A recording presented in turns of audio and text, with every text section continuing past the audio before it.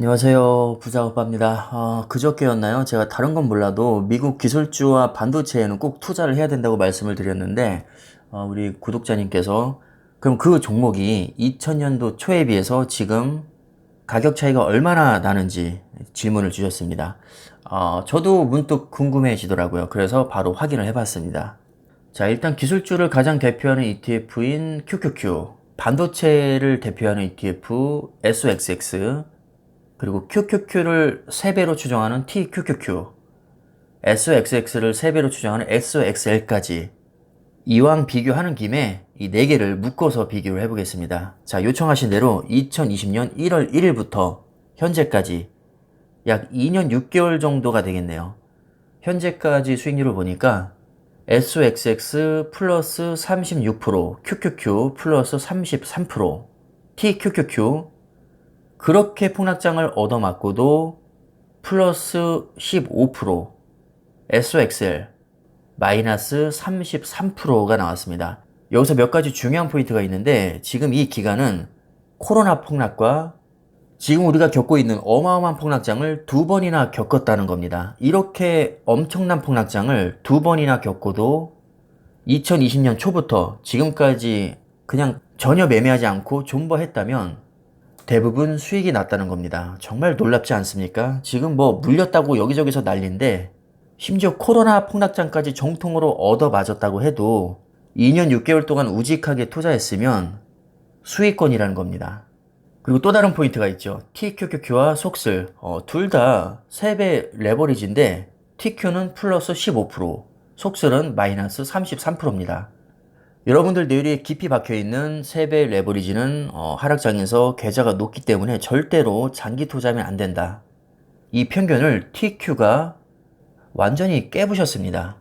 코로나 때도 반토막 이상 나고 지금의 폭락장에서도 거의 뭐 70%까지 폭락을 했음에도 불구하고 2년 6개월 동안 가만히 들고 있었으면 놀랍게도 TQ가 수익권입니다. 왜 이런 결과가 나왔냐면 하락장에서 많이 빠지는 만큼 상승장에서도 많이 오르기 때문입니다. 쉽게 말해서 오른 게 빠진 것보다 더 크기 때문이죠.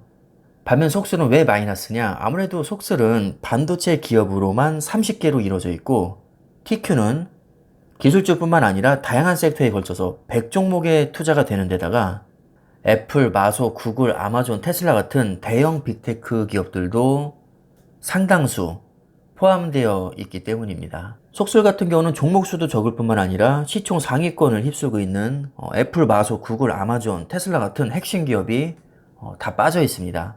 기본적으로 체급 자체가 가벼운 데다가 종목 수도 거의 3분의 1 수준이기 때문에 당연히 변동성은 TQ에 비해서 클 수밖에 없습니다. 3배 레버리지 안정성을 논하는 것 자체가 넌센스이긴 하지만 그나마 상대적으로 속슬에 비해서 TQ가 안정적이라고 보시면 될 것 같습니다.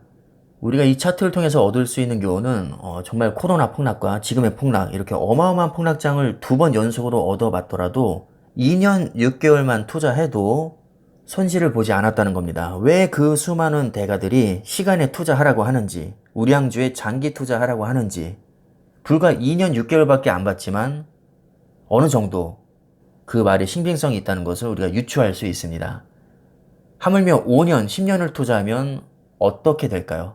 아마 우리가 손실을 볼 확률은 더더욱 낮아질 겁니다. 실제로 통계를 봐도 S&P 500이 20년을 투자하면 어떠한 구간에 투자하더라도 거의 100%에 가까운 수익을 낸다는 통계가 있습니다. 그만큼 시간에 투자하는 것이 중요하다는 얘기입니다. 그런데 더 무서운 것은 저 같은 경우는 장기적으로 분할 적립식으로 매수할 것을 많이 권장을 드리는데 우리가 장기 투자하게 되면 수익을 볼 확률만 올라가는 게 아니라 수량도 같이 증가합니다. 수익률과 수량이 같이 증가한다? 자, 이것보다 주식에서 더 좋은 게 어디 있나요? 우리가 오랫동안 장기 투자만 할 수 있다면 경제적 자유가 허황된 꿈만은 아닐 겁니다. 충분히 승산이 있습니다. 괜히 저를 비롯한 많은 유튜버분들 그리고 대가들이 장기 투자 부르짖는 게 아닙니다. 그만한 합리적인 근거가 있습니다. 자, 그리고 우리가 계속 분할 매수를 하다 보면 물론 뭐 재수없게 고점에서 매수하면 평단가가 많이 올라가겠지만 지금처럼 주가가 거의 똥값이 되어 있을 때는 평단가를 많이 낮출 수가 있습니다. 100원일 때 한 주 사고 20원일 때 한 주 사면 평균 60원으로 맞춰지는 거죠. 그래서 아이러니하게도 지금과 같은 하락장에서 대다수가 쫄아서 나가 떨어질 때 더 적극적으로 분할 매수하는 게 장기적으로 봤을 때는 굉장히 큰 이익을 가져다 줄 겁니다. 뭐 그렇다고 몰빵을 하는 얘기는 절대 아닙니다. 몰빵은 개인적으로 추천하지 않습니다. 그냥 매달 적금 붙듯이 그냥 분할 매수하는 게 가장 속편하고 좋습니다. 어차피 10년 후에 많이 올라 있을 텐데 그 중간 과정이 뭐가 그렇게 중요할까요? 그렇게 중요하지 않다고 생각을 합니다. 당장 떡상했다고 우리 팔 거 아니고 당장 폭락했다고 손절할 것도 아닙니다. 우리는 그냥 장기 우상향을 믿고 수량만 모아갈 뿐입니다. 그냥 하던 대로 좋은 자산을 계속 모아가시면 됩니다. 어렵지 않죠? 네, 쉽게 생각하시면 됩니다. 자, 그럼 오늘 영상 여기까지 하겠습니다. 감사합니다.